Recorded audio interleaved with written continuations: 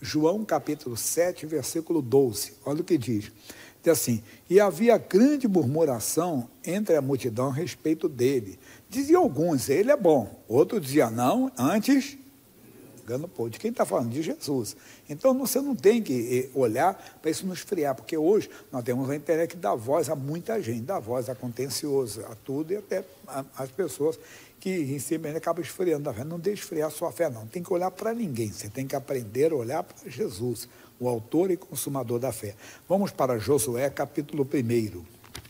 Na parte da manhã eu comecei pelo capítulo 10, agora estou começando no capítulo 1. Josué é o 6º livro da Bíblia. Josué, a forma hebraica é Jeová salva.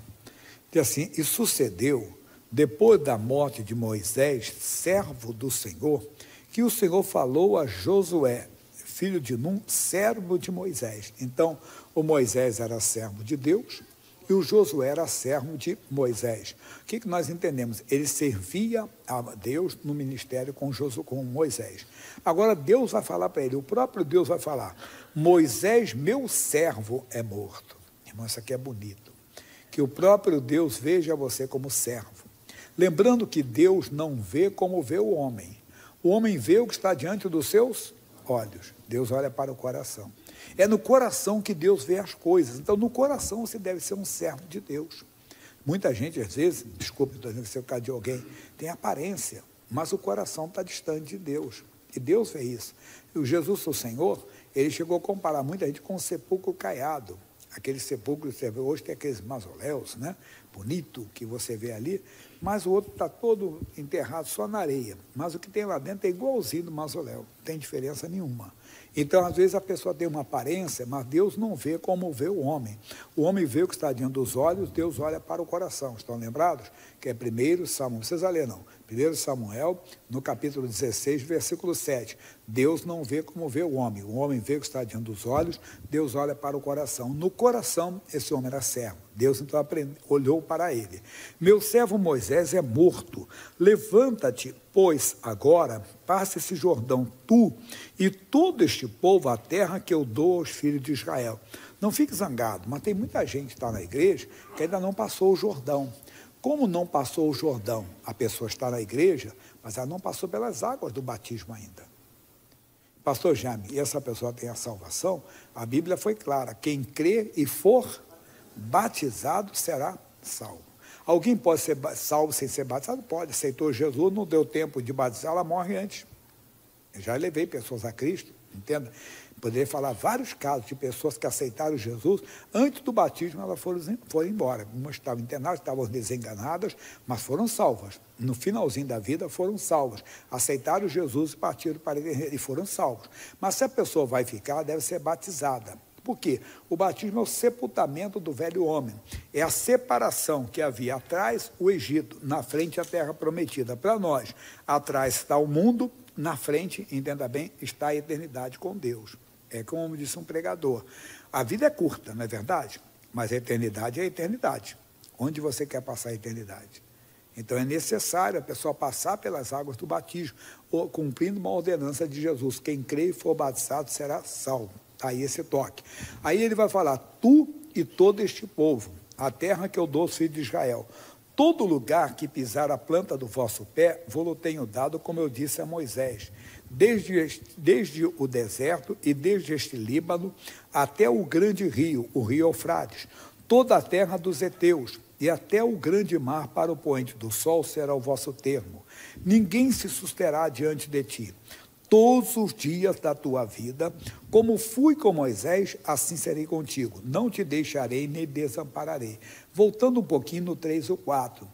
Todo lugar que pisar a planta do seu pé. No passado, era o ministério físico, onde ele colocasse a planta. Hoje é onde nós colocamos a palavra. O que você ligar na terra, está ligado no céu. O que você desligar, está desligado. Você tem que desligar a sua família do inferno e ligá-la com o céu, como através da sua fé. Declarando que ela é do Senhor Jesus, cercando com fé. O marido cerca a esposa o marido, os pais, os filhos, os pais, assim por diante. E tem que ser bem amplo. O missionário que conta que uma menininha fazia uma oração, isso é uma brincadeira que o pessoal faz, e ela orava assim: Jesus, salva eu, o papai, a mamãe e mais ninguém. Não, não. Você tem que clamar por toda a salvação de toda a família.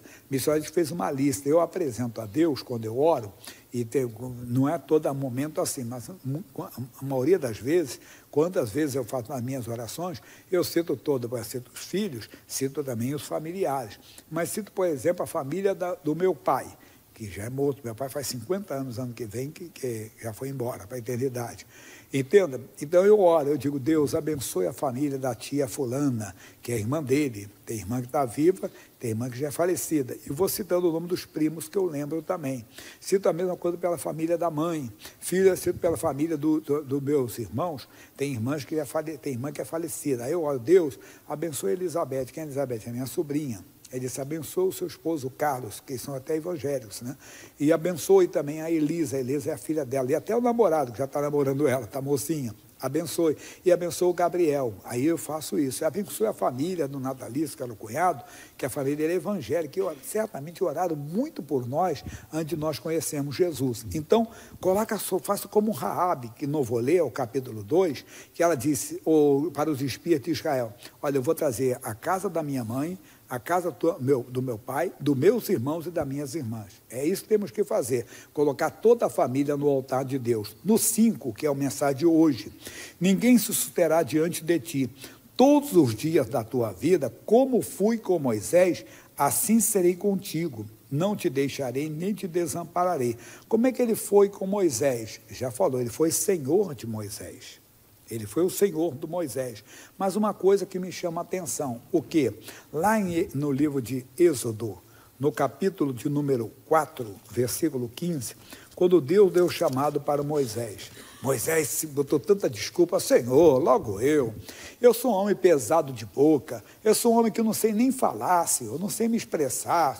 Deus falou, Moisés, Deus trabalhou com ele, foi lapidando. Deus conhece as nossas limitações. Quando ele nos chama, ele nos capacita, a nossa capacidade vem dele.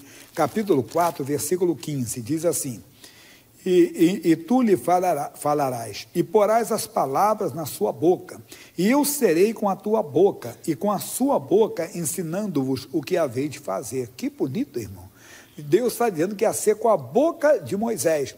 O Josué entendeu isso. Ele disse, eu vou ser contigo como eu fui com Moisés. Moisés era meu servo, eu era senhor dele, e eu coloco as palavras na sua boca. Quer dizer, eu vou ser com a sua boca. O Josué passou por uma situação, capítulo 10 de Josué, versículo 12.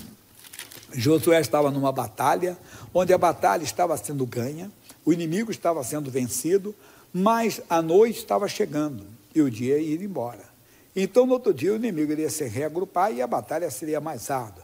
Aí o Josué, num ímpeto de fé, ele não criou isso da sua cabeça, não foi uma coisa de vaidade, era uma necessidade. Aí diz assim, então Josué falou ao Senhor, no dia em que o Senhor deu os amorreus na mão dos filhos de Israel, e disse aos olhos dos israelitas, sol, detente em Gibeão, e tu, lua, no vale de Aijalon. E o sol se deteve. E a lua parou, até que o povo se vingou dos seus inimigos. Isso não está escrito no livro do reto. O sol, pois, se deteve no meio do céu e não se apressou a pôr-se quase um dia inteiro. E não houve dia semelhante a este, nem antes, nem depois dele.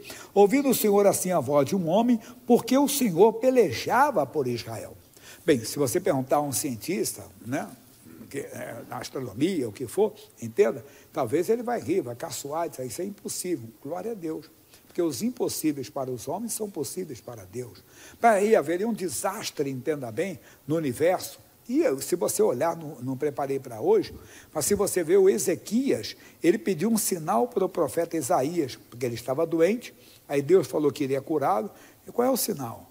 Esse aqui. Então, eu quero ver se o sol retrocede, quer dizer, se o relógio retrocede, se o dia retrocede, é pior ainda, que é um desastre tremendo no universo. Mas não, ninguém tinha entendimento naquela época, nem Josué, nem ninguém daquela época, né? Não sabia como funcionava o sistema solar. Mas qual é a nossa mensagem aqui? Não importa, Deus transtorna a ciência dos homens. Nós vamos sair daqui, vamos lá para Isaías, capítulo 44, versículo 25. Isaías 44, 25.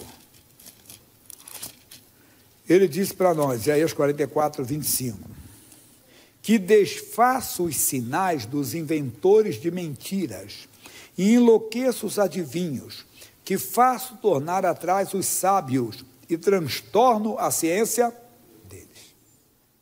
Eu tenho falado para vocês que se a Sara vivesse hoje, lembra que eu falei? Vamos trazer a Sara aqui, ó, para 2024. E a Sara vai ao médico. E o médico diz, dona, o que a senhora veio fazer aqui?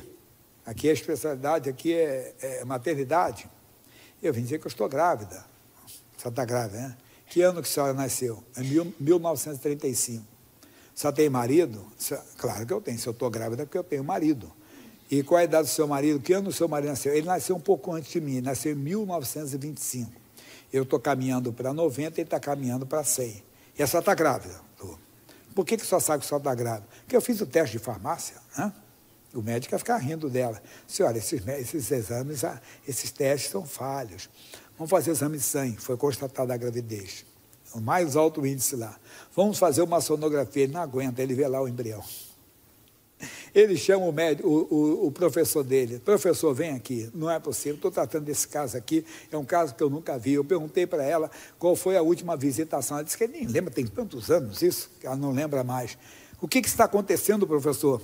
Deus transforma a ciência deles. É isso que nós não vamos conseguir explicar. Podemos contar de vários casos. Eu conto já várias vezes, não contei para o pessoal da televisão, da Rede TV, do culto da terça-feira, que esse culto hoje é quarta-feira, e eles estão na quarta-feira, dia 12. Nós estamos na quarta-feira, dia 29. Então, temos aí uma distância de 2 semanas.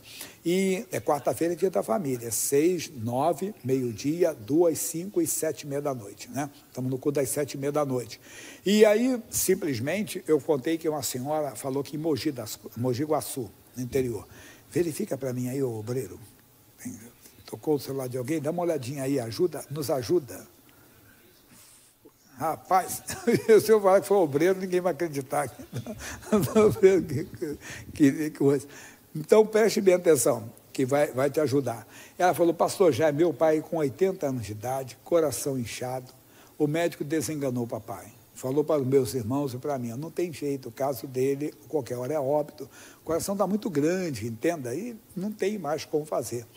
Mas eu entrei e fiz uma oração pelo papai. Mas eu fiquei convicta da vitória, que eu saí de lá e falei assim, para frente dos meus irmãos, o papai está curado em nome de Jesus. O médico vinha passando. O médico disse, eu respeito a fé dela, a fé de vocês, mas o caso dele é reversível. Né? Se prepare que a óbito está a qualquer hora. Tá bom. Ela veio embora para São Paulo, tinha trabalho aqui para fazer. Quando ela volta na outra semana, o pai estava no quarto. Até aí não quer dizer nada. Ele libera para o quarto para morrer, não é verdade? Libera a UTI para alguém, porque UTI às vezes não tem vaga na UTI. Então tem que liberar uma vaga. Não. O próprio médico reuniu a família e disse, se vocês querem milagre, isso já é um milagre. Hoje o coração do pai de vocês ele reagiu tanto que o coração dele é de um menino de 20 anos. O que Deus fez? O sábio voltou atrás. Deus está dizendo isso aqui, Isaías 44, 25. Ele diz assim, que faça o sábio tornar atrás e transtorna a ciência deles. Quer dizer, Deus fez alguma coisa aí que mexeu com todo mundo. Imagine naqueles dias. Então, Deus fez tudo parar na oração daquele homem. O que ele queria? Ele queria, ô noite, não chegue, ô dia, não vá embora. É isso que ele queria. Então, ele falou, sol, detente, ô dia, fica aí. Ô lua, não chega, ô noite, não chega. E Deus honrou a fé dele. Como eu falei, não é coisa da cabeça. Se você for fazer, isso não funciona. O pessoal conta as historinhas, né, no Evangelho, assim, que uma senhora no interior de Minas, ela todos os dias, sempre que chovia, enchia a casa dela, descia do morro, enchia de água, de lama. Aí um dia ela ouviu a mensagem, Jesus disse, se você tiver fé, você vai falar ao monte, ergue que te lança-te no mar. Ela foi lá de madrugada para ninguém vê-la, ainda, né, de camisola e tudo, acendeu uma vela, não para ritual, não. Foi lá para clarear um pouquinho o caminho. Ela foi, olhou que ninguém estava vendo, fechou os olhos. Monte, saia daqui, vai para o mar. Abriu os olhos, o monte estava no lugar. Disse, eu não creio nisso mesmo. Quer dizer, não é desse jeito. Você não vai agora chamar uma mulher de 90 anos e querer engravidá-la, né? Que ela seja, se você tem marido, ele vai te engravidar. Não, é uma coisa que é de Deus, ele tem que ser inspirado. Agora vem o bonito, pessoal, o quê? Sou eu quem confirma a palavra do seu servo. E aí nós erramos. Porque, entenda, se a pessoa não for serva de Deus, não funciona. Ô Josué, assim como eu fui com Moisés, eu serei contigo. Eu era senhor do Moisés. O Moisés era o meu servo. Então você tem que ser servo de Deus. Isaías ainda, no capítulo 54, no versículo 17, ele diz para nós, ele diz assim, toda ferramenta preparada contra ti não prosperará, qualquer que seja. Estão falando mal de você, não briga com a pessoa. Entre oração, não vai prosperar essa mentira, essa calúnia, essas palavras não vão prosperar, estão condenadas, não é condenando a pessoa não. E até você ora pela pessoa, e Deus, tenha misericórdia dela, que eu não vou ficar com pecado nela, eu já libero perdão, que ela se arrependa, né? Você fala isso e pronto, termina ali, mas você condena, é uma doença, não vai prosperar, eu amaldiçoo essa doença, você tem tomado pelo medo, tomado pelo pânico, tem que entrar, está amaldiçoado esse medo, não vai me dominar, outra vez, já está amaldiçoado, não vai prosperar, está dizendo, toda a ferramenta preparada contra ti, contra a sua família, porque quando atinge a sua família, atinge você. Estão lembrados da mulher Ciro Fenícia? Tem misericórdia de quem? De mim, que minha filha está miseravelmente endemoniada, mas diz, tem misericórdia de mim, quer dizer, primeiro pediu misericórdia porque ela sofria de ver a filha endemoniada, é a verdade, você sofre de ver uma pessoa no álcool, nas drogas, uma pessoa na vida promíscua, na vida devassa, aí ele diz assim, esta é a herança dos servos do Senhor. Quer dizer, isso não é para todos. Lembra da semana passada a frase do Billy Graham que eu falei? Ele disse, o sol nasceu para todos, mas a sombra do Onipotente é só para quem habita nos esconderijos do Altíssimo. Então, a mesma coisa. Entenda, essas orações, ou esses privilégios, é para quem é servo. E será que nós somos servos? Essa é a herança. A herança é um direito legal, quer dizer, o herdeiro tem direito à herança, ainda que a pessoa, mas eu não gosto dele, é meu irmão, mas eu fiquei descobrindo, eu descobri, papai, entenda bem, você sempre foi um homem de muitos bens e tudo, e faleceu. E aí, quando nós fomos dividir a herança, apareceu um homem lá, dizendo que era nosso irmão. Nós nem o conhecemos. Aí ele pediu o reconhecimento dele, não é que é irmão mesmo? É, vai ter direito à herança. Não adianta, é direito legal dele, entenda bem, é direito, ele foi reconhecido, ele pediu reconhecimento de paternidade, vai ficar com uma fatia ali, igualmente dos outros irmãos, principalmente se não houver testamento, né? Vai fazer testamento, o pai pode dispor da parte dele, fazer lá, bem, mas eu não vou, aqui eu não teria explicação agora, toda a técnica para todos, mas é isso, é um direito legal. Você tem que ser servo. Será que eu sou servo? Você é? Lembra de Romanos 6,16? Mas vai vir matéria nova para nós. Romanos 6,16.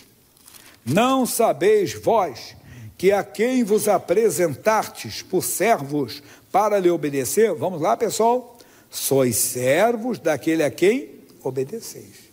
Então servo é aquele que obedece a palavra de Deus. Claro que você pode se apresentar como Simão Pedro se apresentava.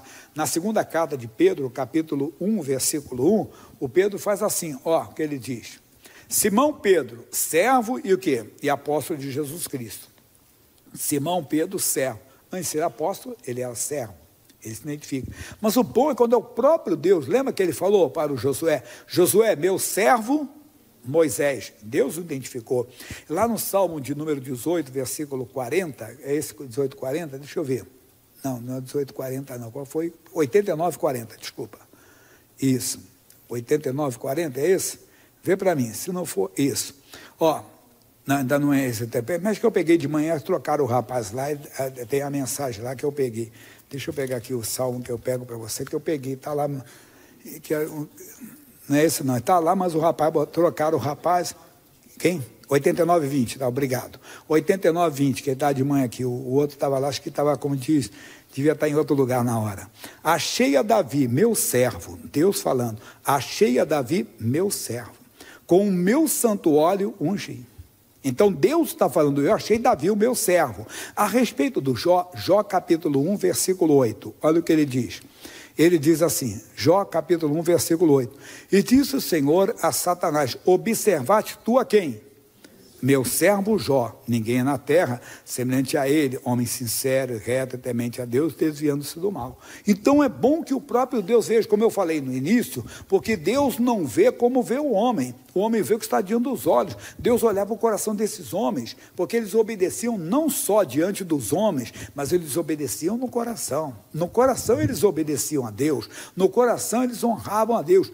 Tem gente que às vezes não honra. Atos 7,39, ele diz assim, olha o que diz, aqui é o contrário, diz assim, ao qual nossos pais não quiseram obedecer, antes o rejeitaram aonde? Seu coração. Então tem gente que às vezes, já ouviu alguém falar isso? Balança a cabeça, mas dentro dele, não. Sai para fora. Então tem que ser servo. Para ser servo, você sendo servo de Deus vai te honrar. Então Josué, como Moisés foi meu servo, você tem que ser meu servo, que assim como eu fui com Moisés, eu serei contigo, mas isso é para o Jaime, para o José, para a Maria, para a Suzana, para quem for, nós temos que fazer desta maneira. Agora veja que palavra linda do Senhor Jesus, bonito, é João capítulo 12, versículo 26, João 12, 26, João é o quarto evangelho, Mateus, Marcos, Lucas, João, ele diz, se alguém me serve, siga-me. E onde eu estiver, ali estará também o meu servo. Olha aí, onde é que Jesus está? Na sua palavra. Aqui está o Senhor. Ele diz, e se alguém me servir, vamos lá pessoal, vamos ler juntos? Meu Pai honra, ou eu quero essa honra aí. Deus honrou Josué. Por quê? Porque ele foi servo. Ele honrou Moisés, porque Moisés foi servo. Honrou Davi, porque Davi foi servo. Então, eu tenho que aprender a ser servo.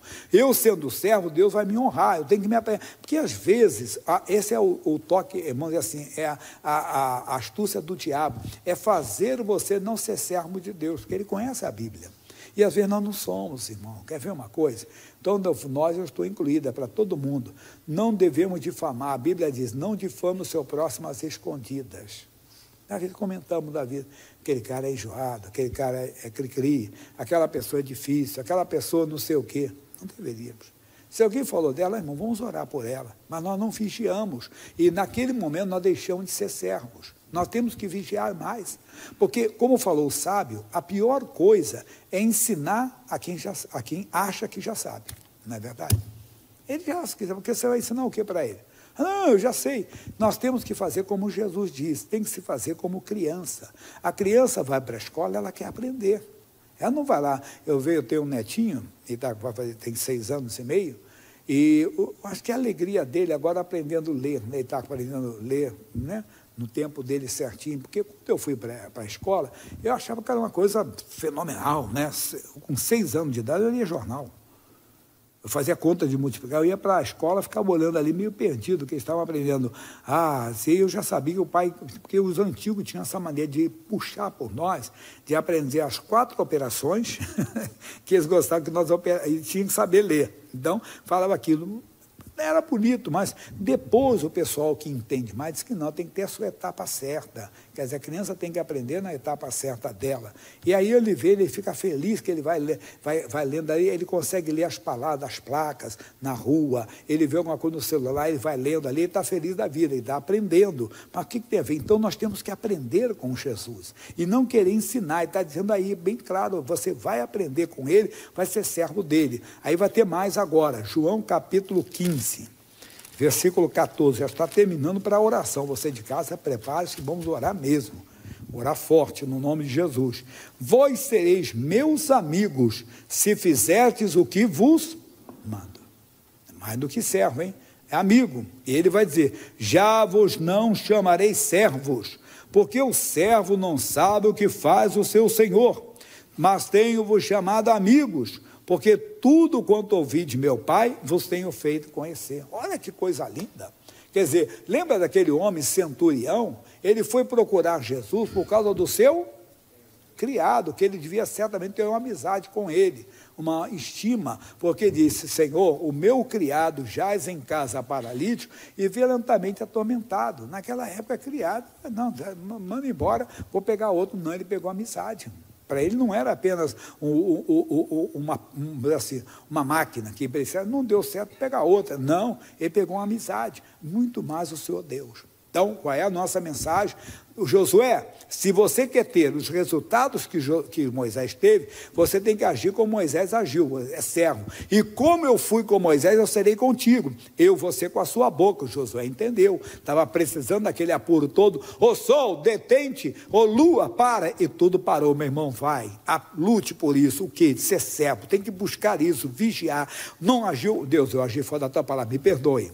Tem que ser constante, ser servo de Deus. Aí, para terminar, Provérbios 4,18. Provérbios 4,18. Depois de Salmos, né?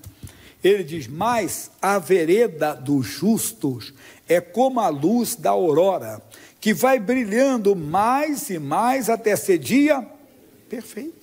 Quer dizer, cada vez mais nosso entendimento vai sendo iluminado, porque queremos cada dia obedecer mais à palavra. Descobrimos que não estávamos obedecendo. Oh Deus, me perdoe, nos perdoe, vamos agir de acordo com a tua palavra, vamos ser servos, porque eu quero ver mais de Deus, nós precisamos. Deus não tem queridinhos, Deus não tem privilegiados, Deus tem homens e mulheres que se submetem até Ele, que buscam a presença, que lutam por isso. Eu vou buscar, eu vou ser servo de Deus, eu vou conquistar essa posição, e você será bem sucedido, amém?